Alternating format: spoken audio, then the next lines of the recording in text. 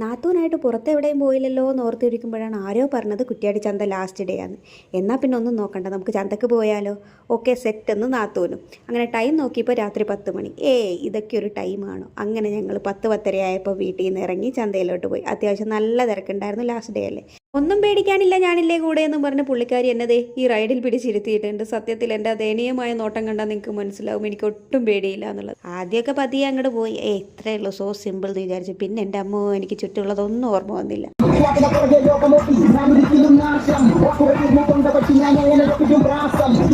റൈഡിൻ്റെ time തീരണവരെ ഞാൻ കണ്ണടച്ച് പിടിച്ച് ശ്വാസം അടക്കി പിടിച്ചിരിക്കുമായിരുന്നു കേട്ടോ. അങ്ങനെ അത് കഴിഞ്ഞ് കിട്ടി, ഞങ്ങൾ പുറത്തോട്ട് ഇറങ്ങി. പിന്നീട് അവിടെ ഒന്ന് ചുറ്റിക്കറങ്ങി കേട്ടോ. പിന്നെ ഓരോ റൈഡ് കാണുമ്പോഴും എൻ്റെ നെഞ്ചത്തിടിക്കുമായിരുന്നു, ഇനി ഇമ്മാതിരി പരിപാടിക്ക് ഞാനില്ല എന്ന് പറഞ്ഞു.